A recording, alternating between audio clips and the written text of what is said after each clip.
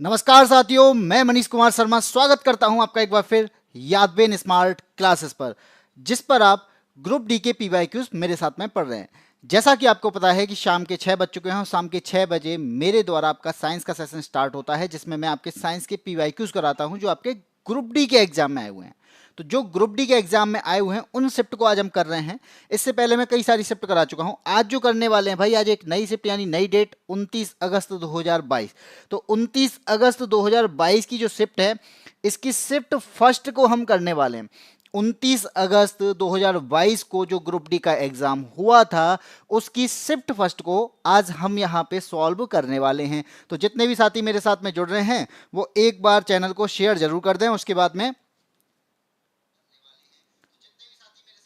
Share करें और के बाद में पढ़ना भी स्टार्ट करें। चलिए आगे बढ़ते हैं। अब आपको पता है कि ये जो बैच चल रहा है ये इसको कौन कौन पढ़ा रहा है, ये आपको पता ही है कि मेरे द्वारा साइंस पढ़ाई जाती है जो कि शाम को 6 बजे होती है।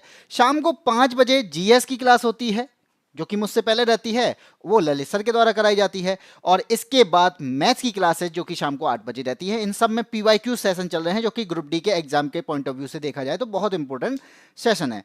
इटावा इटावा गर्ल्स पूजा, तो पूजा जी भाई, जितने भी साथी जुड़े हैं सभी को गुड इवनिंग। अब बात करते हैं आगे। अब आपको पता है कि हम लोगों के द्वारा एक बैच लॉन्च किया जा रहा है जिसका नाम है साइंस स्पेशल बैच। और ये साइंस स्पेशल बैच पढ़ाने कौन वाला है? मैं ही पढ़ाने वाला हूं। ठीक है। अब इस बैच में आपके लिए खासियत क्या है? तो भाई सबसे बड़ी खासियत है कि हमारा कंटेंट कैसा है।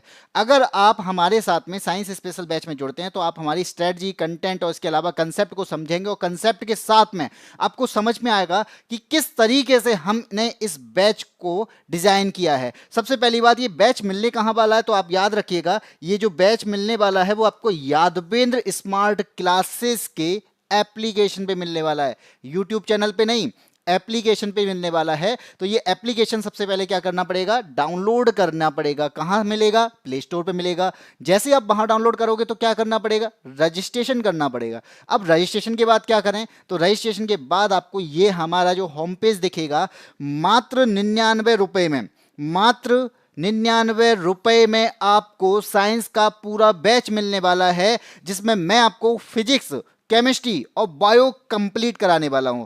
और आपने ये बैच नहीं देखा, आप कोई भी एग्जाम की तैयारी कर रहे हो, चाहे वो रेलवे हो, एनटीपीसी आए या ग्रुप डी हो या फिर एसएससी का एग्जाम हो या फिर ऐसा कोई एग्जाम जिसमें साइंस पूछा जाता है, उन सब के लिए ये इंपॉर्टेंट रहने वाला है। तो भाई 99 रुपए में, मुझे नहीं लगता कि इससे सस्ता आपको कहीं बैच मिलने वाला है। 99 रुपए, 33 रुपए पर सब्जेक्ट, 3 सब्जेक्ट होते हैं, 33 रुपए का पड़ रहा है एक सब्जेक्ट। तो भाई इससे सस्ता और क्या लोगे? इससे सस्ता और कोई ही नहीं होगा।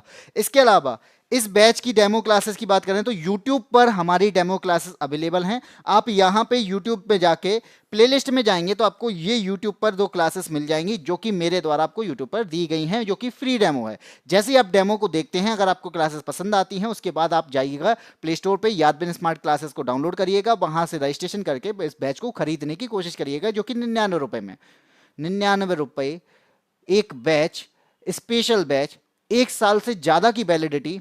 और क्या चाहिए भाई? 100 रुपए में आज के टाइम पे कुछ नहीं आता, हम पूरा बैच दे रहे हैं। चलिए आगे बढ़ते हैं। अब पढ़ते हैं आपका पहला क्वेश्चन। भाई साइंस की क्लास है तो पहला क्वेश्चन आपके सामने साइंस का ही रहेगा। बात करते हैं। सबसे पहला आपका क्वेश्चन है, जब श्वेत प्रकाश की पतली किरण को प्रिज्म से गुजारा जाता है तो प्रकाश क्या होगा? यानी प्रकाश के साथ में ऐसा कौन सा व्यवहार होगा इनमें से? क्या प्रकाश टिमटिमाएगा, क्या परावर्तित हो जाएगा, या अविसरित होगा, या फिर मैं कहूंगा वर्ण विक्षेपित होगा? तो दिमाग में आपको ये होना चाहिए कि श्वेत प्रकाश की किरण है, कहां से गुजारी जा रही है? तो ये प्रिज्म से गुजारी जा रही है। तो प्रिज्म कैसा होता है भाई? मैंने बोल दिया, ये हमारे पास में प्रिज्म है। ठीक है। अब इस प्रिज्म से एक किरण आई, कौन सी आई? श्वेत प्रकाश की किरण आई। तो चलिए श्वेत प्रकाश की किरण, जो कि मैं ग्रीन कलर से दिखा दे, चलिए मैं ऐसा करता हूं, ब्लैक कलर से दिखा देता हूं। कोई श्वेत प्रकाश की किरण आई, आने के बाद में क्या होता है? आने के बाद में ये इस तरीके से जाती है, यानी अपवर्तित होती है। अपवर्तित के बाद में यहाँ पे ये 7 रंगों में विभाजित हो जाती है। क्या होता है? ये 7 रंगों में विभाजित हो जाती है, जो आपको यहाँ पे दिखेंगे। अब आपसे पूछा जाए कि 7 रंग में जो विभाजित हो रही है, तो इसका मतलब क्या है? इसका मतलब ये है कि ये आपके 7 कलर दिखाई देंगे अगर प्रिज्म से किसी श्वेत प्रकाश को गिराया जाए। तो खुद दिमाग सोचिए कि जो आपका सन की रेज है, यानी सूर्य का जो प्रकाश है, वो सूर्य का प्रकाश कैसा होता है? सबको व्हाइट कलर का दिखता है। लेकिन प्रिज्म से अगर गुजार दूं तो क्या होगा? तो उसमें 7 रंग दिखेंगे। और ये जो आपकी प्रॉपर्टी है, ये प्रॉपर्टी क्या कहलाती है? यही प्रॉपर्टी कहलाती है वर्ण विक्षेपण। तो वर्ण विक्षेपण, जहां पे वर्ण का विक्षेपण होता है, जिसकी वजह से हमें 7 अलग अलग रंग दिखते हैं, जो कि आपको इंद्रधनुष में भी दिखाई देते हैं, जहां पे प्रिज्म का काम कर रही होती हैं बूंदें। ठीक है, मोहम्मद शाबिर भाई, गुड इवनिंग। इसी के साथ में आगे बढ़ते हैं। जैसा कि मैंने बताया कि व्हाइट लाइट है, ग्लास के प्रिज्म से गुजारी जाए और हमें ये 7 कलर दिखते हैं, जिसे हम विबग्योर के नाम से जानते हैं। जिसकी तरंग दैर्घ्य ज्यादा होगी वो कम विक्षेपित होगी, और जिसकी तरंग दैर्घ्य कम होगी वो क्या होगी? वो ज्यादा विक्षेपित होगी, जो कि आपको दिख रहा है। ठीक है, ये सारी चीजें यहाँ पे लिखी हुई हैं, आप इसको नोट कर सकते हैं। बाकी आप डाउनलोड करने का मौका मिलेगा, क्योंकि मैं पीडीएफ यहाँ पे प्रोवाइड कराता हूँ हमारे टेलीग्राम चैनल पर। ठीक है, आगे बढ़ते हैं। क्वेश्चन नंबर 2 क्वेश्चन है, ये भी आपका 29 अगस्त 2022 को आया है शिफ्ट फर्स्ट में, और मुझे लगता है इससे इजी और क्या क्वेश्चन चाहिए आपको। ऐसे ऐसे क्वेश्चन पूछे जाते हैं। पहला कह रहा है कि निम्नांकित परिपथ का प्रतिरोध ओम में कितना होगा। तो सबसे पहले मेरे को ये पता होना चाहिए कि ये जो प्रतिरोध है जो जोड़े गए हैं, ये आपसे मैं पूछूं क्या सीरीज में जोड़े गए हैं या पैरेलल जोड़े गए हैं, तो आप खुद बताओगे। मुझे तो ये सीरीज में दिख रहे हैं। और अगर सीरीज में प्रतिरोध जोड़े जाएं तो उसके लिए हम क्या करते हैं, जो हमारे पास में फॉर्मूला बनता है वो बनता है R इक्विवेलेंट बराबर होता है R1 plus R2 plus R3। अब दिमाग लगा लो, R1 मैंने क्या माना? 5 माना है। R2 मैंने कितना माना? 3 माना है। और R3 मैंने कितना माना? 2 माना है। आप जोड़ोगे क्या होगा? 5 3 8 और 2 10 होगा, तो 10 ओम आ गया। R का यानी प्रतिरोध का मात्रक क्या होता है? ओम होता है। इसलिए जो मात्रक यानी जो आंसर आया वो 10 ओम आया। लगा लो कहां पे है? Option number A. ठीक है, और एएसपी ने बहुत अच्छे से आंसर दिया है। वेरी गुड एएसपी, आपके आंसर अब बहुत अच्छे आने लग गए हैं। धीरे धीरे आप इसी तरीके से कंटिन्यू करते रहोगे, आपके आंसर आना स्टार्ट हो जाएंगे। क्योंकि ये जो क्वेश्चंस है ना, ये बार बार रिपीट होते हैं। और आपको पता है 17 अगस्त 2022 से क्लासेस चल रही हैं, तो 17 अगस्त 2022 से नहीं, 17 अगस्त 2022 की शिफ्ट फर्स्ट की जो क्लासेस हैं वहां से मैंने ये पेपर स्टार्ट किए हैं। और आज हम 29 अगस्त 2022 पे शिफ्ट फर्स्ट पे पहुंच चुके हैं। अगर आपने ये सारी सीरीज देखी होंगी तो मुझे लगता है अब आप आसानी से क्वेश्चन कर पाओगे। ठीक है, आगे बढ़ते हैं। क्वेश्चन नंबर 3 पे आते हैं। थर्ड क्या कहता है? अगर क्वेश्चन नहीं दिखाई दे रहा है तो मुझे लगता है कट गया है। चलो ठीक है, उसको छोड़ देना। बात करते हैं, 3 ही कथन लेके चलते हैं। पहला कहता है कि दिए गए कथन पर हमें यहां पे क्वेश्चन को पढ़ना है। सर मुझे पता नहीं, आपने जो बोला मुझे समझ में नहीं आया, आपने डिलीट पहले कर लिया। भाई कम से कम मुझे पढ़ने तो दिया करो, जिससे मुझे समझ में आए कि हाँ क्या बोला जा रहा है। क्वेश्चन नंबर 3 कहता है दिए गए कथन, यानी मेरे को यहाँ पे एक कथन दिया गया है, क्या कहता है कि विचार करें और बताएं कि दी गई कौन सी धारणाएं कथन में निहित हैं। तो यहाँ पे आपको पता है एक कथन दे रखा है, और इस कथन की मैं बात करूं तो आप इस कथन को देखोगे, इस कथन के आधार पर आपको ये 2 धारणाएं दे रखी है ना, इन धारणाओं का बताना है कि कौन सी सही हो सकती है, कौन सी गलत हो सकती है। चलो, सबसे पहले कहता है भाई प्लास्टिक के बर्तनों में गर्म किए गए खाद्य पदार्थ खाने से कैंसर होता है, इसलिए इससे बचना चाहिए। ये क्या कह रहा है? देखो कथन कहता है क्या कि अगर आप प्लास्टिक के खाने का यूज करें, यानी प्लास्टिक के बर्तन का यूज करते हैं और उसमें कुछ खाद्य पदार्थ को रखते हैं, तो ये कैस का कारण बनता है, ये कैंसर का कारण बनता है, यानी ये हमारी बॉडी के लिए हानिकारक है। ये दे रखा है इसने। अजम्पशन की बात करते हैं, धारणाएं क्या हैं इसकी बात करते हैं। पहला कहता है प्लास्टिक के बर्तनों में केवल भोजन का भंडारण करना स्वास्थ्य के लिए हानिकारक नहीं है। तो ये क्या कह रहा है भाई?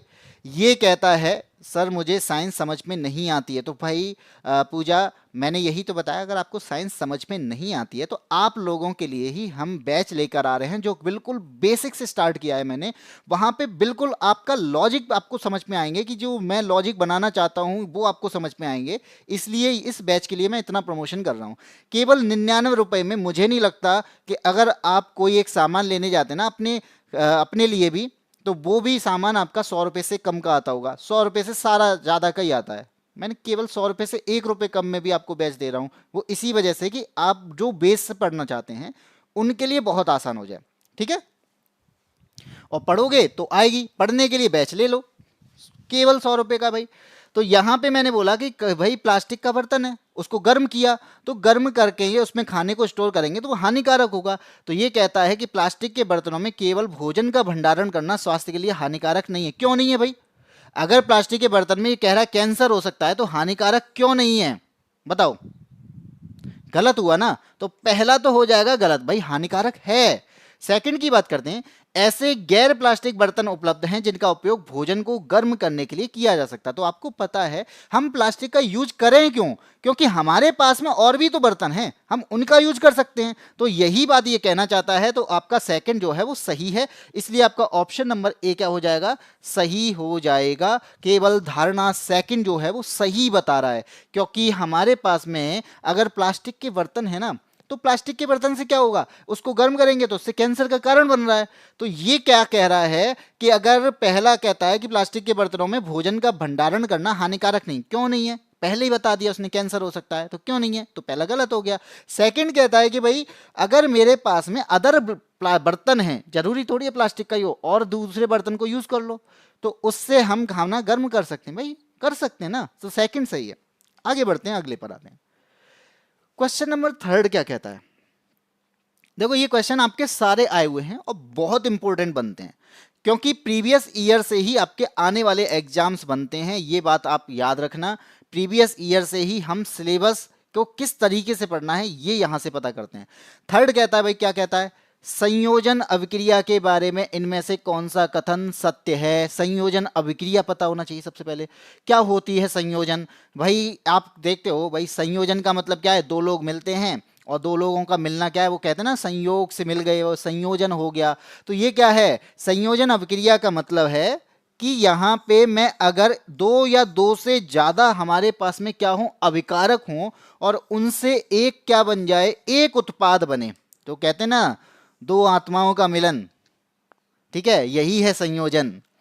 तो यहां से बोला जा रहा है कि संयोजन का मतलब है कि हमारे पास में दो या दो से ज्यादा अभिकारक हों, उनसे अगर एक उत्पाद बनता है, वो हमारा क्या कहलाएगा? संयोजन कहलाएगा। तो आप बोलो कौन सा ऑप्शन दे रखा है?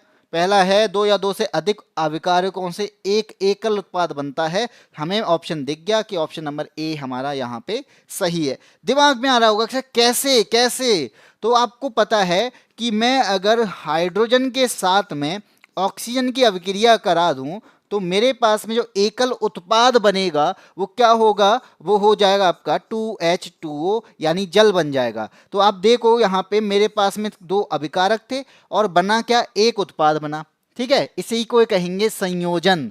या फिर मैं कहूँगा कि मेरे पास में मैग्नीशियम है और मैग्नीशियम की मैं अभिक्रिया करा दूं किससे? ऑक्सीजन से। तो जैसे ही मैग्नीशियम की अभिक्रिया मैं ऑक्सीजन से कराता हूं, तो मैं क्या बना दूंगा? तो बना दूंगा 2MgO। तो ये क्या बन गया? मैग्नीशियम ऑक्साइड बन गया। तो आप बताओ, दो अभिकारक थे, एक प्रोडक्ट बन रहा है। यही तो संयोजन है भाई। दो जिस्म एक जान कहते नहीं है, तो वही चीज है ये, ठीक है। हाँ, बाद में दिमाग लगाया भाई। बाद में क्यों लगाया? मेरे आंसर देने के बाद में तो दिमाग लगाओगे ही फिर तो। ध्यान दो कैसे करना है, समझो, शब्दों को भी पकड़ने की कोशिश करो। कभी कभी शब्द ऐसे आते हैं कि जिनको शब्दों से ही हम आंसर निकाल सकते हैं, ठीक है। जैसे मैं यहाँ पे दे रखा है, निम्न में से कौन सा जीवित सजीव होने का एक सामान्य प्रमाण है? तो आप बताओ, किसी भी व्यक्ति के जीवित और सजीव होने का प्रमाण क्या है भाई? बताओ, सोचो कि उसके अंदर वृद्धि होगी, वो सांस भी लेगा, वो भोजन भी कर रहा होगा, ठीक है। ये सब क्या है? ये हमारे पास में प्रमाण है। अब बोल क्या रहा है यहाँ पे कि दृश्यमान गति के बिना कुछ प्राणी सांस ले सकते हैं, कोई विजिबल मूवमेंट के बिना सांस ले सकते हैं। बी कहता है पौधों की दृश्यमान गति, तो पौधे की जो गति होती है वो विजिबल होती है। सी कहता है कि visible growth of plants before our eyes, यानी हमारी आंखों के सामने पौधों की दृश्यमान वृद्धि, हमारी आंखों के सामने पौधों की जो वृद्धि हो रही है, दृश्यमान वृद्धि, उसकी बात कर रहा है। कहता है किसी भी प्रकार की गति, चाहे वृद्धि संबंधी हो या श्वसन संबंधी। अब आप दिमाग लगाओ कि हमारे पास में चाहे कैसी भी प्रकार की गति हो, ये जरूरी नहीं है कि विजिबल है या नहीं है।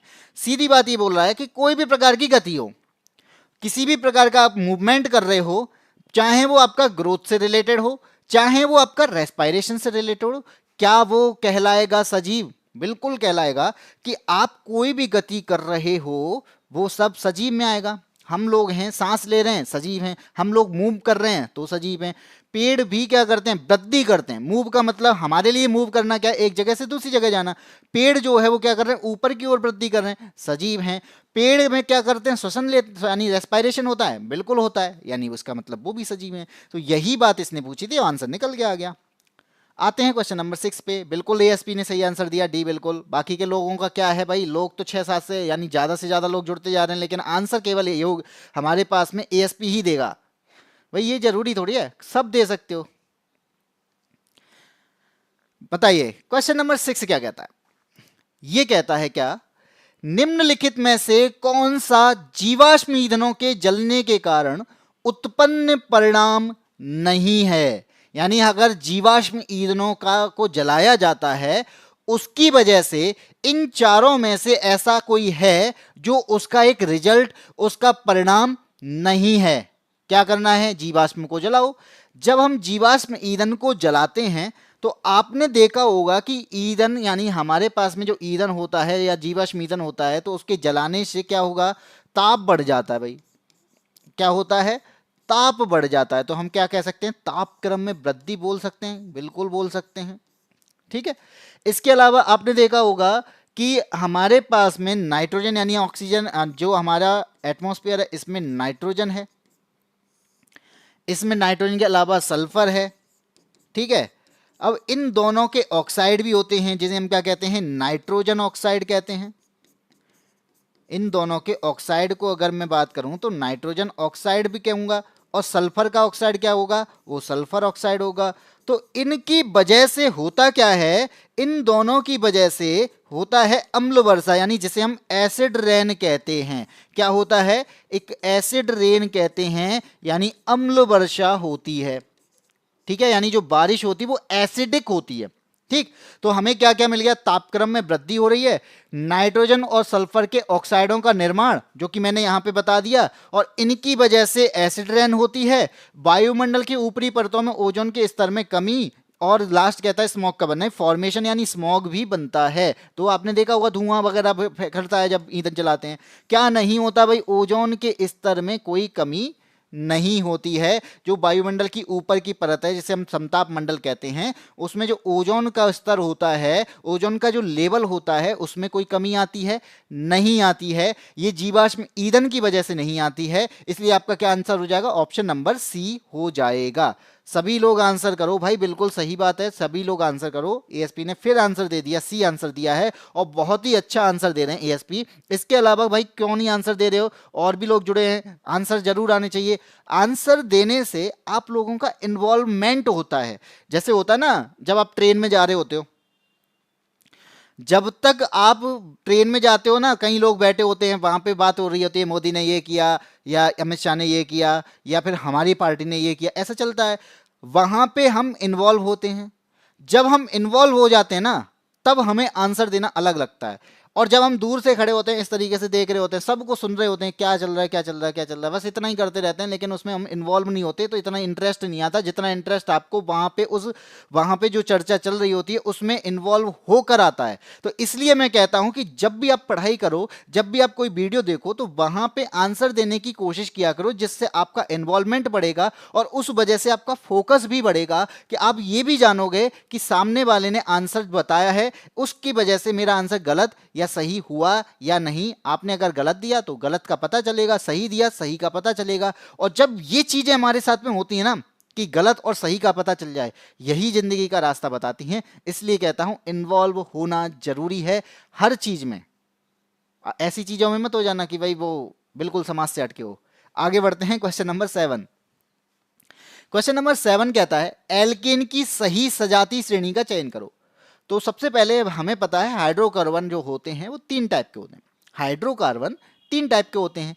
एक होता है आपका एल्केन, एक होता है एल्कीन, और एक होता है एल्काइन। तो जब मैं एल्केन की बात कर रहा हूं, मुझे यहां पे बताना है कि कौन सी श्रेणी सही है। तो सबसे पहले मैं कहूंगा कि मेरे पास में एल्केन का फॉर्मूला होना चाहिए। क्या होना चाहिए?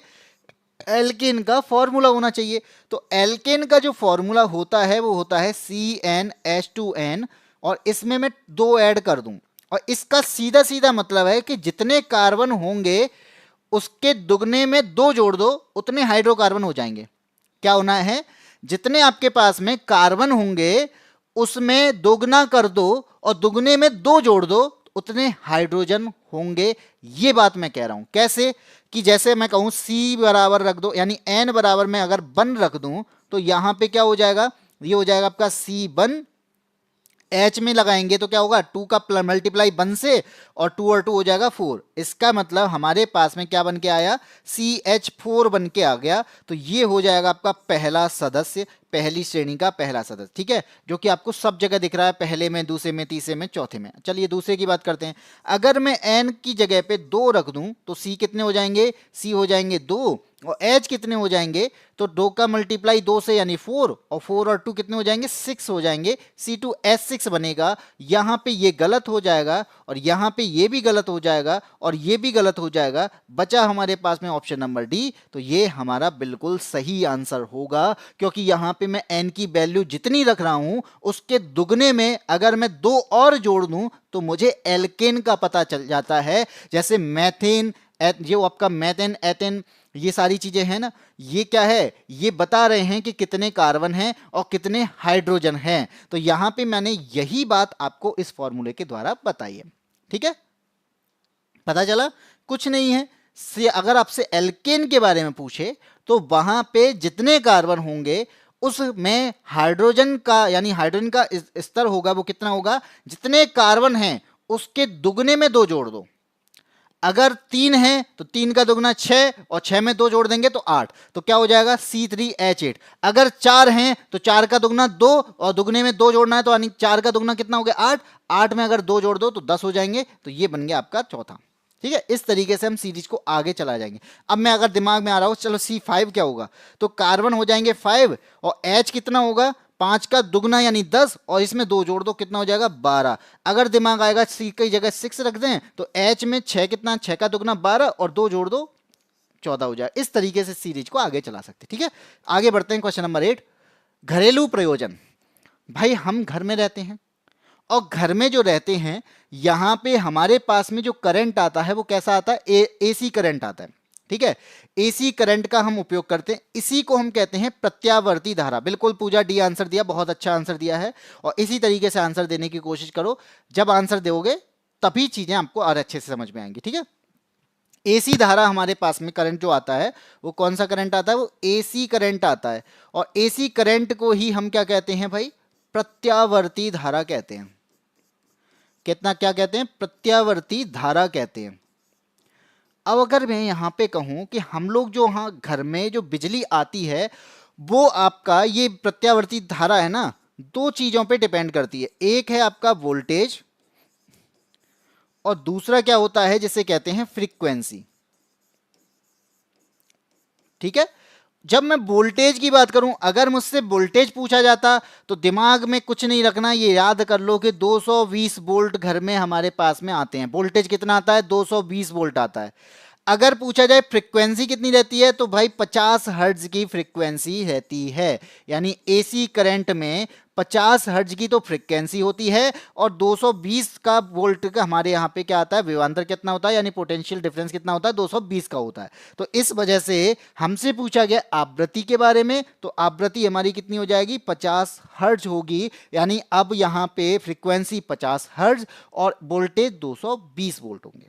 ठीक है, सद्दाम भाई 50 बिल्कुल सही है। सद्दाम भाई ASP का बिल्कुल भाई, C तुक्का गलत है भाई, 8 का C नहीं होगा। ठीक है, ये क्वेश्चन समझ में आ गया है। तो अब बढ़ते हैं आगे, क्वेश्चन नंबर 9 को देखते हैं। 9 क्या कहता है आपसे? बोल रहा है जब किसी वस्तु को 30 सेंटीमीटर फोकस दूरी वाले अवतल लेंस से 60 सेंटीमीटर की दूरी पर रखा जाता है। दिमाग लगाना, हमसे बोल रहा है अवतल लेंस के बारे में।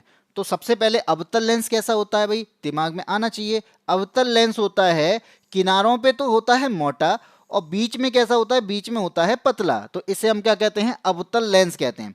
और यहाँ पे इसके बीच से हम क्या निकालते हैं, मेजर एक्सिस निकालते हैं, मुख्य अक्ष निकालते हैं। इसके बाद में यहाँ पे जो फोकस होता है, यानी एक फोकस हमारा यहाँ होता है और एक फोकस हमारा यहाँ होता है, और इसकी दुगनी दूरी पर हम दूसरा यानी सेंटर ऑफ कर्वेचर मानते हैं, जिसे हम 2f1 के नाम से लेते हैं। तो ये हो गया आपका 2f1, और यहाँ पे क्या हो जाएगा, 2f2 हो जाएगा। ठीक है जी।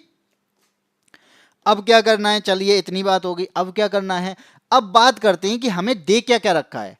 हमें बोल रहा है कि जो फोकस दूरी है ना वो 30 सेंटीमीटर की है, यानी जो अवतल लेंस है इसकी फोकस दूरी यहां पर कहेंगे, ये जो फोकस दूरी है वो कितनी है, 30 सेंटीमीटर की है।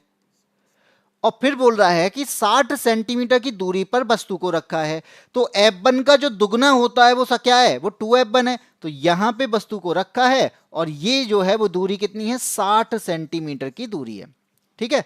अब मैं आपसे बोलूं कि u क्या होता है, ये होता है वस्तु की दूरी। u क्या है, इसे कहते हैं वस्तु की दूरी। वस्तु कितनी है, 60 सेंटीमीटर दूर है, तो मैंने कर दिया वस्तु 60 सेंटीमीटर दूर है। अब दिमाग लगाना, क्या ये प्लस और माइनस में होगा कि नहीं होगा, भाई मुझे प्लस और माइनस लेने पड़ेंगे कि नहीं लेने पड़ेंगे। तो सोचना कि अगर लेंस के लेफ्ट साइड में कोई भी चीज है तो वो माइनस होती है, लेंस के राइट साइड में कोई भी चीज है तो वो प्लस रहती है। तो ये क्या है, सारी चीजें लेफ्ट में है, इसलिए ये माइनस हो जाएगा। ठीक है जी। इसके बाद मैं कहता हूं, मुझे पता है फोकस, फोकस दूरी मुझे कितनी दे रखी है, 30 सेंटीमीटर की दे रखी है। प्लस होगा या माइनस, तो लेंस के लेफ्ट साइड में, इसलिए माइनस होगा। इसके बाद वस्तु की दूरी तो पता चल गई, अब इमेज भी तो बनेगी, जो प्रतिबिंब बनेगा वो भी तो बनेगा, वो कहां बनेगा, कितना बनेगा, ये मुझे पता नहीं है। और जब नहीं पता है तब मुझे चीजें निकालनी है। पहले पूछा गया आवर्धन, तो लेकिन आवर्धन से पहले मेरे को इमेज तो पता हो, तो इमेज के लिए लेंस का फॉर्मूला लगाते हैं, 1/f इक्वल टू होगा 1/b माइनस का 1/u। ठीक है। f की वैल्यू कितनी दे रखी है, माइनस का 30 दे रखी है, तो 1 माइनस का हो जाएगा 30। b की वैल्यू कितनी दे रखी है, नहीं पता। u की वैल्यू कितनी दे रखी है, माइनस का 60 है, तो ये क्या हो जाएगा, -1 माइनस का 60 हो जाएगा। ठीक है जी। और ये माइनस और माइनस जब ये प्लस हो जाएंगे तो इस साइड में इसको लेके आ जाऊंगा, तो क्या होगा, 1/b बराबर हो जाएगा माइनस का 1/30, और जब मैं प्लस वाली चीज को इधर लेके जाऊंगा तो ये भी माइनस हो जाएगी, माइनस का 1/60।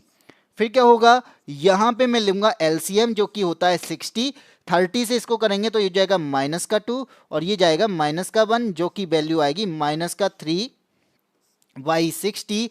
और इस आधार पर इसको काट देंगे, 3 से काटेंगे तो ये कितना बार जाएगा, 20 टाइम जाएगा। और यहाँ पे अब b की वैल्यू कितनी निकल के आएगी, माइनस का 20 सेंटीमीटर निकल के आ चुकी है। ठीक है। मैंने इतनी बात क्यों की, मैंने इतनी बातें क्यों बताई, सिया मिश्रा आ चुकी हैं, जीजू को बोल रहे हैं, अच्छा ठीक है। मधेपुरा क्वीन आ गई मैं, ठीक है, मधेपुरा क्वीन आ चुकी हैं भाई, इनका स्वागत है। मधेपुरा, सिया, मिश्रा, सभी का स्वागत है जितने भी आ रहे हैं। ठीक है। मैं यहाँ पे बात कर रहा हूँ कि मैंने यहाँ पे इतनी सारी चीज़ें बताई। सबसे पहले u और f मुझे पता था, b मुझे निकालना था, जो कि मैंने यहाँ से निकाल दिया है लेंस के फॉर्मूले से। ठीक है। मैंने क्यों निकाला है, क्योंकि यहाँ पे प्रतिबिंब का जो आवर्धन होता है ना, आवर्धन मेरे पास में जो फॉर्मूला बनता है वो होता है m बराबर माइनस का b/u। और जब मैं इस फॉर्मूले को यूज करूंगा तो मुझे b की वैल्यू पता होनी चाहिए, और b मेरे पास में था नहीं, मैंने निकाला। अब क्या करना है, आपको वैल्यू को रखना है, माइनस का लगा है, b कितना है, माइनस का 20 है, u कितना है आपके पास में, u आपका दे रखा है माइनस का 60।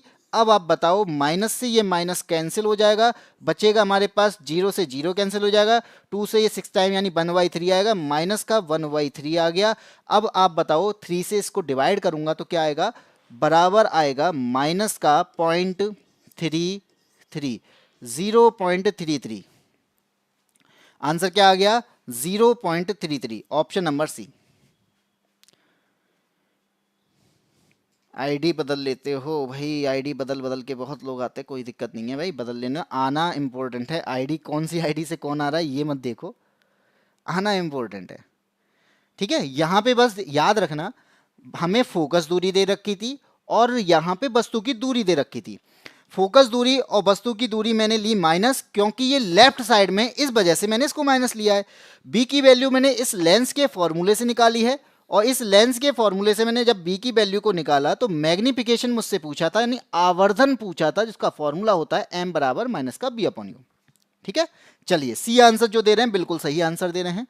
अब बात करते हैं अगले क्वेश्चन की। क्वेश्चन नंबर 10 क्या कहता है, निम्न में से कौन सा पादपों में तापमान नियमन में मदद करता है, यानी टेम्परेचर के रेगुलेशन में मदद करने वाला कौन है, इनमें से बताना है कौन सा होगा,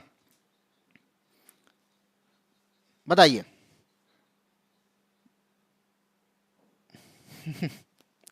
यहां पे बात आती है, देखो जब टेम्परेचर के रेगुलेशन की जब भी बात आएगी तो इन चारों में से सबसे ज्यादा जो इंपॉर्टेंट होगा वो क्या हो जाएगा, वो हो जाएगा आपका बाष्पोत्सर्जन, यानी ऑप्शन नंबर ए हो जाएगा ट्रांसपिरेशन। अब मैं किस आधार पर कह रहा हूं, आपको पता है हमारे पास में क्या होती है, पत्ती होती है, हरे कलर से ही बना देते हैं क्यों नहीं, ठीक है, ये क्या है, एक पत्ती है। मैंने जब इस पत्ती को देखा, इस पत्ती में छोटे छोटे रंध्र होते हैं, यानी स्टोमेटा जिसे बोलते हैं, जहां से क्या होता है, पत्तियां सांस लेती हैं।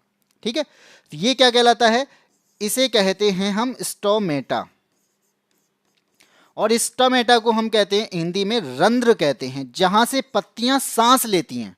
ठीक है, अब होता क्या है कि इस स्टोमेटा के पास में, पत्ती के पास में ज्यादा पानी आ जाता है, एक्सेसिव वाटर आएगा तो पानी को बाहर निकाल देगा, ये पानी को क्या कर देगा, स्टोमेटा पानी को बाहर कर देगा। और बाहर क्या है, सन की रेज, और सन की रेज जब इस पे पड़ेंगी तो उसकी वजह से क्या होगा, बाष्पीकरण हो जाएगा, यानी बाष्प बन के पानी जो है वो उड़ जाएगा। तो यहां से अगर पानी एक्स्ट्रा होता है, ये बाष्प बन के क्या हो जाता है, उड़ जाता है। तो यहां की वजह से पौधे के तापमान को ठंडा रखने में हेल्प मिलती है। ठीक है जी,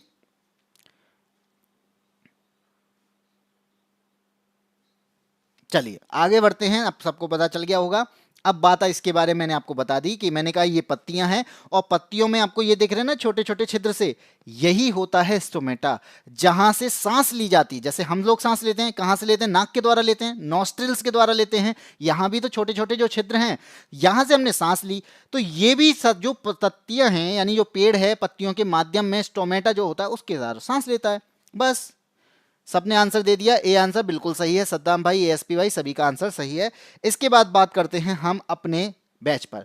तो आपको पता है कि मेरे द्वारा जो साइंस पढ़ाई जा रहा है, पीवाईक्यू सेशन लिया जा रहा है, इसके अलावा अगर आपको साइंस के कंसेप्ट को समझना है और जिस ऐसे एग्जाम को देना है जिसमें साइंस पूछा जाता है, तो मैं आपको एक सजेशन देना चाहूंगा कि हमारा एक बैच आ रहा है जिसका नाम है साइंस स्पेशल बैच। और इस साइंस स्पेशल बैच में मैं आपको फिजिक्स, केमिस्ट्री और बायो तीनों पढ़ाने वाला हूं, और इसकी कीमत मात्र आपको 99 रुपए दी गई है, केवल 99 रुपए। और इस 99 रुपए में आप 3 सब्जेक्ट 1 साल की वैलिडिटी के लिए पाएंगे, और यहां पे मैं आपका कोर्स 4 से 5 महीने में कंप्लीट करा दूंगा। इसके अलावा यहां पे ये बैच मिलेगा कहां, दिमाग में आएगा बैच मिलेगा कहां, तो भाई यादबिन स्मार्ट क्लासेस की एप्लीकेशन पे आपको ये बैच मिलने वाला है। आप जाइए यादबिन स्मार्ट क्लासेस की एप्लीकेशन पर, उसको डाउनलोड करने के बाद में वहां पे रजिस्ट्रेशन करने के बाद आपको ये बैच केवल 99 रुपए मिल जाएगा। बहुत अच्छा मौका है, बहुत फायदे का सौदा है। आप यहां पे जल्दी कीजिए, क्योंकि इस बैच की कीमत जब बढ़ जाएगी तो आपको लगेगा कि हाँ हमने घाटा कर लिया। ठीक है, आज के बाद आगे बढ़ते हैं। आगे आपके अलावा ग्रुप डी चैंपियन बैच हमारे यहाँ पे चल रहा है, जो कि 399 रुपए में है, जिसमें हम आपको यहाँ पर जीएस, इसके अलावा आपकी मैथ्स, रीजनिंग और साइंस चारों ही सब्जेक्ट खत्म कराएंगे। ठीक है, गुड इवनिंग एके राइटर्स। इसी के बाद में आपका एक और बैच आ रहा है जो कि यूपीएसआई के लिए है। यूपीएसआई का सम्मान बैच 2025 के लिए हम आपको लिए लेकर आ रहे हैं, जिसकी भी कीमत आपको मात्र 399 में दी गई है। और यहाँ पे ये सारे टीचर यानी पूरी टीम आपको पढ़ाने वाली है, जहां पे आपके लिए maths, reasoning, Hindi, science, geography, polity और मूल विधि, जो कि इंपॉर्टेंट पार्ट है, और स्टैटिक जी के करंट का पार्ट है, ये भी आपको कंप्लीट कराया जाएगा। इसी के बाद में आपके बाद में ये मैं कहूंगा कि ये जो बैचेस मिलने वाले हैं, ये सब आपको मिलने वाले हैं यादविन स्मार्ट क्लासेस के एप्लीकेशन पे, जो आपको प्ले स्टोर पे मिलेगी। ठीक है भाई, चलिए आगे बात करते हैं। अगला क्वेश्चन आता है क्वेश्चन नंबर 11। इस 11 क्वेश्चन में आपको क्या करना है, आपको बताना है एल्कीन के बारे में। तो एल्कीन होता क्या है यहाँ पे, जैसे हाइड्रोकार्बन के 3 टाइप होते हैं, ये मैंने आपको बताए थे कि हाइड्रोकार्बन के 3 टाइप होते हैं। एक होता है आपके पास में एल्केन, एक होता है एल्कीन, एक होता है आपका एल्काइन। ये 3 पार्ट होते हैं, हम 3 पार्ट में डिवाइड करते हैं। एल्केन की मैं बात करूं तो इसका कुछ फॉर्मूला होगा। फॉर्मूले के लिए हमारे पास में कार्बन की संख्या जितनी होगी उसकी संख्या में दुगना करके अगर मैं 2 को जोड़ दूं तो हमें वो मिलेगा एल्केन, जो कि आपके होते हैं मैथेन, एथेन, प्रोपेन, ब्यूटेन। इसी तरीके से एल्कीन की अगर मैं बात करूं तो यहां पे क्या करना है, एल्कीन के लिए आपको क्या करना है, जितनी कार्बन की संख्या उसी का दुगना हाइड्रोजन की संख्या होती है। तो यहां पे ये फॉर्मूला आपका बन जाएगा। एल्काइन के लिए क्या करना पड़ेगा, जितनी आपकी हाइड्रोजन कार्बन की संख्या होगी उसके दुगने में से 2 को घटा दोगे तो आपको क्या मिलेगा, आपको यहां पे एल्काइन मिल जाएगा। लेकिन हमसे क्या पूछा गया है, हमसे पूछा गया एल्कीन, जिसका फॉर्मूला क्या होता है, CnH2n होता है, यानी ऑप्शन नंबर ए। किसने दिया है ऑप्शन नंबर ए, बिल्कुल सही दिया है सद्दाम ने। एएसपी का आंसर बी है और अमन का आंसर ऑप्शन नंबर बी है। तो यहां पे अमन और एएसपी दोनों ही गलत हैं, सद्दाम का बिल्कुल सही आंसर है एल्केन। यहां पे पूछा गया है एल्किन के बारे में, एल्किन का फॉर्मूला होता है CnH2n, जितना कार्बन उसके दुगना हाइड्रोजन होते हैं। अगर मैं कार्बन क्या करूं, कार्बन की संख्या 1 कर दूं तो हाइड्रोजन की संख्या कितनी होगी, यानी दुगनी हो जाएगी, तो हो जाएगी 2। कार्बन की संख्या अगर 2 कर दूं तो हाइड्रोजन की संख्या कितनी हो जाएगी, 4 हो जाएगी। इस तरीके से हम इसमें लेकर चलते हैं। और यहां पे क्वीन ने बता दिया ऑप्शन नंबर ए, इसी के साथ में सिया मिश्रा ने भी बताया ऑप्शन नंबर ए। अब बढ़ते हैं आगे अगले क्वेश्चन पे। क्वेश्चन नंबर 12 क्या कहता है, मैं बोलूंगी ही नहीं, क्यों, किससे नहीं बोलना है, यहां तो वैसे भी नहीं बोलना होता, यहां तो टाइप करना होता है, मत बोलो, टाइप करो। इसके बाद आते हैं क्वेश्चन नंबर 12 पे। हमारे पास में एक अभिक्रिया दे रखी है, एक रिएक्शन दे रखी है, ठीक है। अब इस रिएक्शन को पहचानना है कि ये कौन सी रिएक्शन है, इन चारों में से आपको बतानी है। आपको क्या दे रखा है, यहां पे दे रखा है सोडियम क्लोराइड, NaCl दे रखा है। इधर की मैं बात करूं, ये AgNO3 के साथ में इसकी अभिक्रिया कराएगी। AgNO3 क्या होता है, ये है आपका सिल्वर नाइट्रेट। सोडियम क्लोराइड की सिल्वर नाइट्रेट से क्रिया कराई गई, क्या बना हमारे पास में, सिल्वर क्लोराइड बना, इसके अलावा सोडियम नाइट्रेट बना। ठीक है, ये बात आपको समझ में आ रही होगी। डी होगा किसका भाई, एल्कीन पूछा है, एल्कीन। एल्कीन CnH2n+2 नहीं होता, CnH2n होता है। एल्केन पूछता, अगर एल्केन पूछता तो होता है CnH2n+2, जो कि आपका डी बता रहे हो। भाई थोड़ा सा देखा करो कि मैं क्या बता रहा हूं, इस पे देखो। यहां पे मैंने बताया, देखो खुद देखना कि यहां था Na और यहां क्या था, NO3 था, ठीक है। तो ये क्या बन गया, यहां पे बन गया NaNO3। अब दिमाग थोड़ा सा और लगाना, इसके पास था Ag और इसके पास था Cl, तो इन्होंने क्या कर लिया, इन दोनों ने अभिक्रिया कराई, AgCl बना लिया, ठीक। तो खुद सोचो, ये क्या विस्थापित हो गए हैं, और दोनों ही विस्थापित हो गए हैं। 2 यौगिक थे, दोनों यौगिकों ने क्या किया, आयन का आदान प्रदान करने के साथ साथ 2 नए यौगिक बनाए और खुद को विस्थापित कर दिया। Na ने किसके साथ में, NO3 के साथ में, Ag ने किसके साथ में, Cl के साथ में। यानी Na ने NO3 के साथ में अगर यहां पे विस्थापन किया, Cl ने Ag के साथ में यहां पे विस्थापन किया है, आयनों का आदान प्रदान हुआ और यहां पे ये बना। इसका मतलब क्या है, ये डबल डिस्प्लेसमेंट है, दोनों ने अपने अपने आप को यहां पे क्या किया है, विस्थापित कर दिया है। इस वजह से आंसर क्या हो जाएगा, ऑप्शन नंबर ए हो जाएगा, ठीक है। और सद्दाम ने बिल्कुल सही आंसर दिया है। जो Na आयन है वो NO3 के साथ में क्रिया करता है, जो Ag है वो Cl के साथ में क्रिया करता है। इसमें दोनों ही यौगिकों का क्या हो जाता है, विस्थापन हो जाता है, इसलिए कहते हैं डबल डिस्प्लेसमेंट, ठीक है। तो ऑप्शन नंबर ए हो जाएगा, बिल्कुल सिया ए आंसर होगा। बहुत ही अच्छे आंसर दे रहे हो आप लोग। अब क्वेश्चन नंबर 13 की बात करते हैं, ये बताइए 13 का क्या होगा। हाँ जी अमन, ए आंसर है, बिल्कुल सही आंसर है। अगर आप लोगों ने 17 अगस्त 2022 से हमारी शिफ्ट देखी है, यानी जो हमारी शिफ्ट का पूरी सीरीज चल रही है, तो आपको क्वेश्चंस के आंसर आना बहुत अच्छे से आएंगे और मुझे लगता है कि आप बहुत आसानी से आंसर दे रहे होगे। लेकिन आप आज पहली बार जुड़ रहे हो तो भाई 1 या 2 क्लासेस को देखना, समझना। इसके बाद में आप यहाँ पे और क्लासेस को भी देखोगे, खुद ही देखना स्टार्ट करोगे। जब आप 2 या 3 क्लासेस देख लोगे तो आपको खुद पता चल जाएगा किस तरीके से सॉल्व किया जाता है। ठीक है, 20 से आने पर तो कभी कभी दिक्कतें होती हैं। हमें क्वेश्चन दिया गया क्या, उस परिपथ पर विचार कीजिए जिसमें 10 ओम, 20 ओम और 30 ओम वाले 3 प्रतिरोध परस्पर समांतर क्रम में जुड़े हुए हैं। दिमाग यहां पर ही लगना चाहिए कि जुड़े कैसे हैं भाई, समांतर क्रम में। 3 प्रतिरोध हैं, तो पहला प्रतिरोध कैसा है, 10 ओम का प्रतिरोध है पहला। दूसरा प्रतिरोध कैसा है, दूसरा प्रतिरोध है 20 ओम का। तो यहां पे मैंने ये बना दिए 2 प्रतिरोध। तीसरा प्रतिरोध कैसा है, तीसरा प्रतिरोध है 30 ओम का। तो ये मैंने तीनों को जोड़ दिया। अब ये तीनों प्रतिरोधों में करंट को पहुंचाना है तो मुझे इनको बैटरी से जोड़ना पड़ेगा। अगर मैं बैटरी से इनको जोड़ रहा हूं तो एक बैटरी भी कितने कितने वोल्टेज की है, तो ये भी मुझे पता होना चाहिए कितने वोल्टेज की है, 220 वोल्ट की है। यहां से करंट फ्लो होगा और करंट कहां जाएगा, इन तीनों प्रतिरोध में बट जाएगा। ये हो जाएगा 10 ओम, ये दिया है आपको 20 ओम और ये दिया है आपको 30 ओम। ठीक है, पहले मैं क्या करूं, प्रभावी प्रतिरोध यानी इक्विवेलेंट मुझे पहले निकालना पड़ेगा। इफेक्टिव कितना है, तो आपको समांतर क्रम के लिए क्या होगा, समांतर क्रम के लिए हम क्या करते हैं, फॉर्मूला यूज करते हैं 1/r इक्वल टू 1/r1 जो कि कितना है 10, 1/r2 जो कि कितना है 20 प्लस 1/r3 जो कि कितना है 30। यहां पे इनको सॉल्व करोगे 30, यहां पे क्या हो जाएगा, यहां पे एलसीएम कितना होगा, ये एलसीएम हो जाएगा आपका 60। ठीक है, ये हो जाएगा आपका 6, ये हो जाएगा 3 और यहां पे हो जाएगा आपका 2। ठीक है, तो ये आपका कितना है 10, 11/60।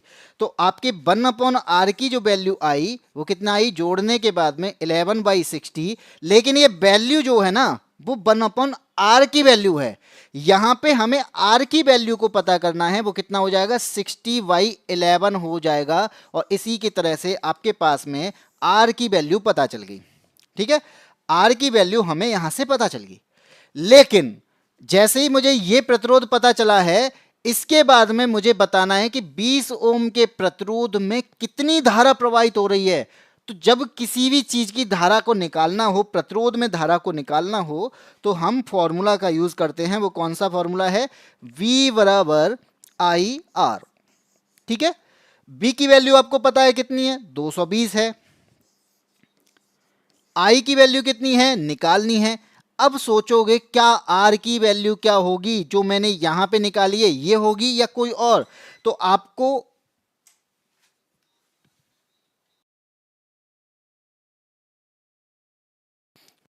पता है यहां पे हमें किसके लिए निकालना है, हमें 20 ओम के लिए निकालना है। तो R की वैल्यू भी यहां पे क्या होगी, 20 होगी, ना कि ये वाली होगी, क्योंकि ये तो इक्विवेलेंट है। लेकिन हमें करंट का पता करना है किसने में, यानी 20 ओम में।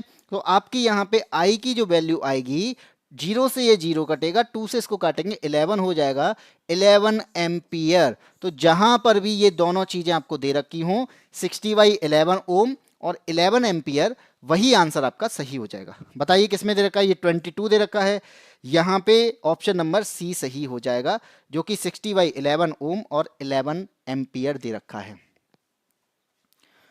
ऋषि त्रिपाठी, मैथ्स के चक्कर में हिंदी छूट जाता है, जीके जीएस को बनाऊं तो रीजनिंग रूट जाता है, और छोटी सी चूक से एग्जाम ना निकले साहब तो इन पड़ोसी के तानों से दिल टूट जाता है। तो भाई सारे सबके साथ में संबंध बनाना होता है, सबके साथ में रिलेशन बनाना होता है और सबको पढ़ना होता है। अगर आपके साथ में कोई और चीज़ होती तो आप सबके साथ में रिलेशन बना लेते, लेकिन यहाँ पे आपको मैथ्स को भी फोकस करना है, हिंदी को भी फोकस करना है, जीके जीएस को भी फोकस करना है। और आप इन तीनों चीज़ों पे अगर ध्यान दे लोगे तो मुझे लगता है आप सक्सेस हो जाओगे, और सक्सेस होने के बाद में आपके दिल नहीं टूटेंगे, आप दूसरों के दिल तोड़ोगे फिर।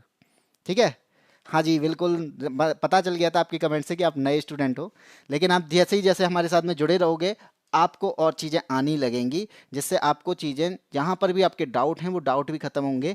और मैं एक बैच भी लेके आ रहा हूँ, अगर आपका डाउट है तो उसके लिए हम लेकर आ रहे हैं साइंस स्पेशल बैच, जो कि आपको मात्र 99 रुपये में मिलने वाला है, मात्र 99 रुपये, जहाँ पे मैं फिजिक्स केमिस्ट्री और बायो तीनों को पढ़ाने वाला हूँ। 33 रुपये पर सब्जेक्ट के हिसाब से देखना अब कि 3 सब्जेक्ट आपको 33 रुपये में एक सब्जेक्ट पढ़ रहा है, तो 99 रुपये में तीनों सब्जेक्ट में आपको यहाँ पे कंप्लीट करा रहा हूँ। तो चलिए, इतना सस्ता मुझे नहीं लगता आपको कोई देने वाला है इस महंगाई के ज़माने में।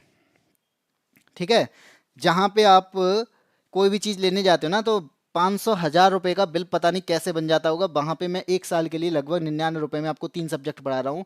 बहुत मुझे लगता है कि ये इससे सस्ता कोई और देने वाला नहीं है भाई, इससे सस्ता तो फ्री ही होता है फिर। क्वेश्चन नंबर 14 की बात करते हैं। हमसे बोला गया है कि इनमें से कौन अत्यधिक उच्च विद्युत धारा के प्रवाह को रोककर परिपथ और उपकरणों की सुरक्षा करता है। अब बताओ कि इनमें से ऐसा कौन है जो ज्यादा विद्युत आ जाए, यानी करंट ज्यादा आ जाए, तो वो क्या करता है, खुद को तबाह कर देता है, जिससे क्या हो, आगे चीजें खराब ना हो। तो ये क्या होते हैं, ऐसे भी इंसान होते हैं जो दूसरों के लिए अपनी जिंदगी को कुर्बान कर देते हैं। तो यहाँ पे वही काम करता है कौन, ये वही काम करता है फ्यूज। जो हम कहते हैं तेरा फ्यूज उड़ गया, लेकिन वास्तव में फ्यूज क्या करता है, फ्यूज यहाँ पे अपने आप को तबाह करता है दूसरों के लिए। कैसे करता है, तो आपको पता है कि जब भी हम कोई भी उपकरण होता है, उस उपकरण को बचाना होता है, तो हम परिपथ में क्या करते हैं, फ्यूज को जोड़ देते हैं। फ्यूज को जोड़ने पर क्या होता है, जैसे ही हमने फ्यूज को जोड़ा, तो फ्यूज में क्या होता है, जैसे मानो ये आपका फ्यूज है और इसमें क्या होता है, एक वायर होता है, और ये वायर जो होता है ना, ये वायर जिसका रजिस्टेंस ज्यादा होता है, जब भी याद रखना प्रतिरोध ज्यादा होगा, तो रेजिस्टेंस अगर ज्यादा होगा तो यहां पे धारा जो होगी वो धारा बह नहीं पाएगी। अगर मैं आपसे कहूं कि ये क्या है, ये आपके पास में कोई वायर है और इसमें मैंने बना दिया प्रतिरोध, ये एक प्रतिरोध जैसा कि कांटे जैसा आपको दिख रहा है। क्यों बनाया कांटे जैसा, कि अगर मान लीजिए कोई व्यक्ति इस पर चलेगा तो क्या होगा, इसे दिक्कतें होंगी, चलेगा तो दिक्कतें होंगी। अगर मैं आगे भी एक और जोड़ दूं ऐसा ही, और इस व्यक्ति से कहूं कि तुम्हें ये पार करना है, ये यहीं पर नहीं चल पा रहा, ये आगे भी चलने की कोशिश करेगा लेकिन धीमे धीमे चलेगा। इसका मतलब क्या है, इस व्यक्ति को मैं इस जगह पे क्या बोल सकता हूं, इस व्यक्ति को मैं बोल सकता हूं कि भाई करंट है। ये व्यक्ति क्या है, ये करंट है, और ये आपको कांटे दिख रहे हैं, ये रेजिस्टेंस हैं। और अगर ये कांटे वाले रास्ते पे चल रहा है ना, तो ये चल नहीं पाएगा। तो इसका मतलब क्या है, जहां रेजिस्टेंस ज्यादा होगा वहां करंट को चलने में दिक्कतें होंगी, और जहां पे रेजिस्टेंस ज्यादा हो और करंट यहाँ पे क्या होगा, कम चल पाएगा, उस जगह पे हीट उत्पन्न होने लगेगी। जिसकी वजह से क्या होता है, हीट की वजह से जो वायर होते हैं, ये वायर क्या करते हैं, ये वायर टूट जाता है, या फिर कहूँगा पिघल जाता है। इस वजह से कह सकते हैं कि इसका मेल्टिंग पॉइंट कैसा होना चाहिए, लो होना चाहिए। हाई रेजिस्टेंस के साथ में मेल्टिंग पॉइंट क्या हो, लो हो, और वो वायर क्या कहलाएगा, वो फ्यूज वायर कहलाएगा, जिससे वो आगे करंट को फ्लो करने ही नहीं देगा, और जिसकी वजह से आपके उपकरण बच जाते हैं। होता है ना। गुड इवनिंग, किनकी लाडली हैं, एमबीए की लाडली, लाडली नहीं, ठीक है। तो यहां जब महाकाल की लाडली है, लेकिन महा और काल के बीच में गैप कर दिया है। मैं यहां पे बता रहा हूं, बी क्या है, फ्यूज क्या है, वो वायर है। जो आपने देखा होगा ना, कहीं आपने घर में भी लगे होंगे फ्यूज वायर, क्या करता है, लाइट तेज आई, लाइट तेज अगर चली जाएगी सारे उपकरण में, तो आपके जितने भी इलेक्ट्रिक उपकरण हैं वो सारे खराब हो जाते हैं। हम बीच में लगाते हैं फ्यूज, जैसे ही लाइट तेज होती है वो फ्यूज उड़ जाता है, जिससे करंट आगे नहीं फ्लो हो पाता, और करंट आगे फ्लो नहीं होगा तो आपके उपकरण बच जाते हैं, लेकिन फ्यूज तबाह हो जाता है। फ्यूज हम दोबारा लगा सकते हैं, इसलिए इसका यूज किया जाता है। ठीक है, गुड इवनिंग। चलिए आगे बढ़ते हैं, क्वेश्चन नंबर 15 पे आते हैं। 15 यहां पे क्या कहता है, 15 कहता है भाई क्या, गर्भवती महिला के लिए सर्वोत्तम आहार क्या है, यानी कोई प्रेग्नेंट वुमेन होती है उसके लिए आहार की बात कर रहा है कि बेस्ट डाइट क्या हो सकती है। तो यहां पे क्या है, ऑप्शन चारों दिए, आप चारों को देखो, घी से भरपूर होना चाहिए, तो भाई आपसे बोला जा रहा है घी से भरपूर खाना आप खाओगे उस टाइम पे, या फिर प्रोटीन और विटामिन से भरपूर होना चाहिए। सी कहता है कि अगर आप डाइटिशियन जो होते हैं ना, उनसे पूछ के अगर खाते हैं तो ज़्यादा बेस्ट होगा। और डी कहता है क्या, कि अगर आहार में आयरन सप्लीमेंट शामिल करना है तो उच्च कैलोरी के खाने को खाना। ठीक, चारों ऑप्शन में मुझे सबसे बेस्ट ऑप्शन अगर कोई दिख रहा है ना, वो ये ऑप्शन है कि अगर मैं किसी डाइटिशियन से पूछ लूँ ना, अगर किसी डाइटिशियन से मैं पूछ लूं जो आहार विशेषज्ञ कहलाता है, तो आहार विशेषज्ञ के द्वारा जो खाना बताया जाएगा वो खाना गर्भवती के लिए नहीं, वो सबके लिए इंपॉर्टेंट होगा। वही नहीं, मतलब क्या है कि अगर आप क्या करते हैं, अगर आप जिम जाते हैं तो आप कहते हैं कि डाइटिशियन जो होता है ना वो आपको बताता है कि आपको ये वाला खाना है, आपको प्रोटीन वाला खाना खाना है, कि आपको कार्बोहाइड्रेट ज़्यादा लेना है, फैट कम लेना है। तो ये कौन बताता है? वो डाइटिशियन ही बताता है। अगर गर्भवती महिला है तो उसके लिए आहार बताने वाला कौन होगा? वो भी डाइटिशियन ही बताता है कि आपको क्या खाना चाहिए, क्या नहीं खाना चाहिए, इस कंडीशन में आपको क्या जरूरत है, क्या जरूरत नहीं है। ठीक है, चलिए। अब अगर हम आपसे बी ऑप्शन नहीं होगा, महाकाल की दीवानी, ऑप्शन नंबर बी नहीं होगा, ऑप्शन नंबर सी होगा। अमन का आंसर बिल्कुल सही है। इसी के बाद में अगर आपसे ये पूछा जाए तो मैंने यहाँ पे आपको दिया गया है जैसे फूड एंड बेवरेज जो कि कंज्यूम किए जाते हैं जब कोई प्रेग्नेंट होता है यानी प्रेगनेंसी के टाइम पे, तो आप क्या करें? पानी की मात्रा ज़्यादा लें, डेयरी प्रोडक्ट ज़्यादा लें, ठीक है। उसके अलावा स्वीट पोटैटो जो होते हैं उनको लें। यहाँ पे जो आपको दे रखा है एग की मात्रा लें, ड्राई फ्रूट, होल ग्रेन, इनको लेना चाहिए। और क्या को किस चीज़ को अवॉइड करना चाहिए वो भी यहाँ पे लिखे हैं। यानी खाना ऐसा हो जो अनवॉश्ड हो, जिसे धोया ना गया हो, उसे बिल्कुल ना लें। कैफीन यानी जैसे आप कॉफ़ी पीते हो तो कॉफ़ी की मात्रा को कम कर दें, चाय की मात्रा को कम कर दें। इसके अलावा अल्कोहल को ना लें। तो ये क्या दिया गया है कि कौन से खाने को अवॉइड करना चाहिए और कौन सा खाना खाना चाहिए ड्यूरिंग प्रेगनेंसी। ठीक है, चलिए आगे बढ़ते हैं क्वेश्चन नंबर 16 और ये है आज का आखिरी क्वेश्चन। हाँ जी, बिल्कुल आखिरी क्वेश्चन है, क्वेश्चन नंबर 16। ये क्या कह रहा है इसको पढ़िए और आप बताइए कि इसका आंसर क्या होने वाला है। यहां पे बोला गया है एचआईवी के संबंध में कौन सा कथन गलत है। ध्यान रखना कि सबसे ज्यादा जो गलती होती है ना वो हमारे इस वाले वर्ड से होती है, क्योंकि हम जब भी किसी भी क्वेश्चन का आंसर देते हैं वहां पे सबसे ज्यादा इग्नोर जो किया जाता है वो गलत किया जाता है। ठीक, या फिर कहते हैं नहीं लिखा हो, गलत लिखा हो, इनको इग्नोर करते हैं। जब भी क्वेश्चन को पढ़ो ना तो ऐसी चीजों पर ध्यान जरूर दिया करो। यहां बोला गया गलत कथन कौन सा है चारों में से। आपसे बोला गया एचआईवी, सब जानते हैं एचआईवी क्या है। एचआईवी है आपका, एचआईवी एक वायरस होता है जिसकी वजह से एक डिसीज होती है जिसे हम एड्स के नाम से जानते हैं। ठीक है, एक्वायर्ड इम्यूनो डेफिशिएंसी सिंड्रोम जिसे बोलते हैं। अब आपसे मैं ये बोलूं कि इनमें से गलत कथन बताइए। ऑप्शन ए कहता है कि एक बार एचआईवी द्वारा आपकी प्रतिरक्षा प्रणाली को कमजोर कर दिए जाने के बाद रोगाणु आपके शरीर पर कब्जा कर सकते हैं और आप बीमार हो सकते हैं। तो ये बात सही है कि जब भी एचआईवी जो है ना ये वायरस होता है, ये वायरस जो है ना वो हमला किस पर करता है?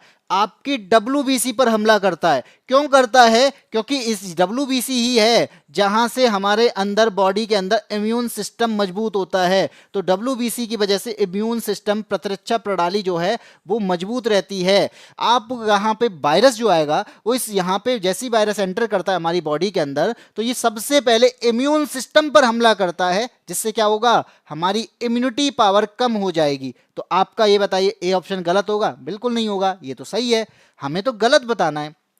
बी कहता है कि एचआईवी आपकी लाल रक्त कणिकाओं में प्रवेश करके आपकी प्रतिरक्षा प्रणाली पर हमला करता है। तो यहां पे आपसे बोला गया है कि जो एचआईवी है ना वो लाल रक्त कणिकाओं पर हमला करता है। भाई ये तो मैंने अभी बताया नहीं, मैंने क्या बोला? डब्ल्यूबीसी पर हमला करता है, क्योंकि इम्यून सिस्टम जो होता है ना वो डब्ल्यूबीसी की वजह से होता है, ना कि आरबीसी की वजह से। तो गलत कथन हमें यही मिल जाता है। कौन सा कथन हो जाएगा? ऑप्शन नंबर बी यहाँ पे गलत हो जाएगा, क्योंकि एचआईवी जो अटैक करता है वो आरबीसी पर नहीं करता, वो डब्ल्यूबीसी पर करता है। बाकी आप सी और डी को आप देखोगे कि एचआईवी किसी संक्रमित साथी के साथ संभोग के माध्यम से संचरित हो सकता है। तो बिल्कुल एसटीडी, इसे बीमारी को एसटीडी के नाम से जानते हैं, सेक्सुअली ट्रांसमिटेड डिसीज बोलते हैं इसे। जहां पर आप सेक्स करते हैं तो सेक्स की वजह से भी ये बीमारी हो सकती है, यानी संभोग के माध्यम से भी ये बीमारी होती है। तो ये ऑप्शन सी सही है। डी कहता है एचआईवी आपकी प्रतिरक्षा प्रणाली को आपके शरीर की रक्षा करने में सक्षम होने से रोकता है। तो भाई प्रतिरक्षा प्रणाली अगर रहेगी हमारी बॉडी में तो वो हमारे शरीर में कोई भी वायरस आता है, कोई भी बैक्टीरिया आता है तो उससे बचाएगी। तो हमला कहां पर किया जाना चाहिए? कमजोर नस कौन है? ये है आपका प्रतिरक्षा प्रणाली। और ये प्रतिरक्षा प्रणाली कहां मिलती है? ये डब्ल्यूबीसी में मिलती है। इस वजह से जो भी वायरस आएगा वो इस जगह अटैक करने की कोशिश करेगा, जिससे आदमी के इम्यून सिस्टम को, इम्यूनिटी को कम किया जाए और यहां पे उसको बीमार किया जाए। ठीक है जी, तो इसका आंसर क्या हो जाएगा? ऑप्शन नंबर बी हो जाएगा, जो कि बिल्कुल सही है। और आज की क्लास का ये आखिरी क्वेश्चन था जो कि मैंने आपको समझा दिया है। अब बढ़ते हैं आगे, जो कि आपको बता रहे हैं कि जैसे कि जो क्लासेस आप देख पा रहे हो जो कि हमारे पीवाईक्यूज की क्लासेस हैं, और ये पीवाईक्यूज की क्लासेस जो है ये मेरे द्वारा जो ली जा रही हैं इसकी प्लेलिस्ट भी आपको मिल जाएगी।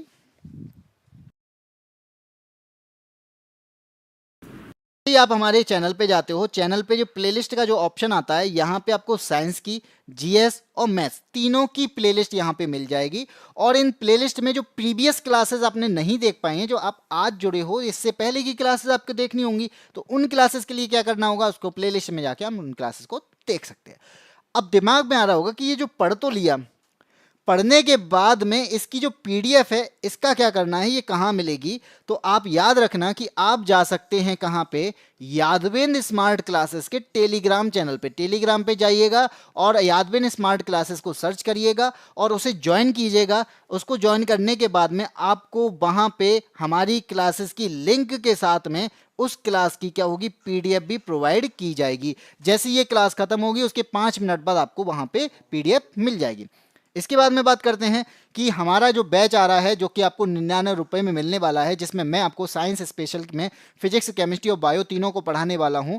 आप इस बैच को लेने के लिए आपको कहां जाना पड़ेगा, प्ले स्टोर पे जाना पड़ेगा। प्ले स्टोर पे आपको हमारी एप्लीकेशन जिसका नाम है यादविन स्मार्ट क्लासेस को डाउनलोड करना होगा। वहां पर जब आप रजिस्ट्रेशन कर लेंगे, तो रजिस्ट्रेशन करने के बाद आपको होम पेज पर यह दिखाई देगा साइंस बैच, और ये साइंस बैच आपको मात्र 99 रुपये में मिलने वाला है, मात्र 99 रुपये में। तो इस 99 रुपये का फायदा आप अभी उठा सकते हैं, क्योंकि यहाँ पे 1 साल की वैलिडिटी के लिए इससे सस्ता बैच आपको कोई भी नहीं देने वाला है। तो इस बैच में आपको क्या मिलने वाला है, मैं उसके बारे में अगर बात करूं तो आपको सबसे पहले जो क्लासेस मिलने वाली हैं वो डेली मिलेंगी, लाइव क्लासेस दी जाएंगी और इनकी रिकॉर्डिंग भी अवेलेबल रहेगी। इसके बाद में जब एक क्लासेस हो जाएंगी तो उनकी पीडीएफ भी आपको प्रोवाइड की जाएंगी। जो भी कंटेंट आपको पढ़ाया जाएगा, जो भी कंसेप्ट के साथ में जो चीज़ें पढ़ाई जाएंगी, इनकी पीडीएफ को भी प्रोवाइड हम करेंगे। इसके अलावा कोशिश की जाएगी आपको हैंड रिटन नोटिस भी, यानी जितने भी हैंड रिटन नोट्स होंगे वो भी आपको पहुंचाए जाएं। ठीक है। क्लासेस कैसी रहेंगी, बाइलिंगुअल रहेंगी। ये आप समझ ही पा रहे हैं कि जो भी क्लासेस हैं वो बाइलिंगुअल क्लासेस ही हैं, जहाँ पे हिंदी और इंग्लिश दोनों को लेके चला जाएगा। इन कहीं पर हिंदी वाले बच्चे हैं उनको भी दिक्कत नहीं आएगी और इंग्लिश वाले बच्चे हैं उनको भी कोई भी दिक्कत नहीं आने वाली है। थ्योरी आपको पूरी कंप्लीट कराई जाएगी, जो भी पढ़ाया जाएगा कंप्लीट पढ़ाया जाएगा, जिससे आपके कभी भी कोई भी क्वेश्चन पूछता जाए तो आप वहां पर अटके नहीं, वहां पे तुरंत आंसर दे दें कि हमने यादविन स्मार्ट क्लासेस से साइंस का बैच लिया था और ये आंसर हमें पता है, ये हमने किया है क्योंकि यहाँ पे बताया गया था। तो आप जब हमारा बैच लेंगे और एग्जाम देंगे तब आपको वो चीज़ें समझ में आएंगी, और जो कंटेंट दिया जाएगा ना वो अपडेटेड रहेगा। जैसे जैसे एनसीईआरटी में कंटेंट हट जाता है, यानी कोई भी सब्जेक्ट या कोई भी टॉपिक हटता है तो उस टॉपिक को नहीं पढ़ाया जाएगा, क्योंकि वो एक्स्ट्रा हो जाता है। और जितने भी एग्जाम बनते हैं वो एनसीईआरटी के थ्रू ही बनते हैं। और टेस्ट सीरीज भाई अगर पढ़ लिया है तो टेस्ट सीरीज भी करना बहुत ज़रूरी है।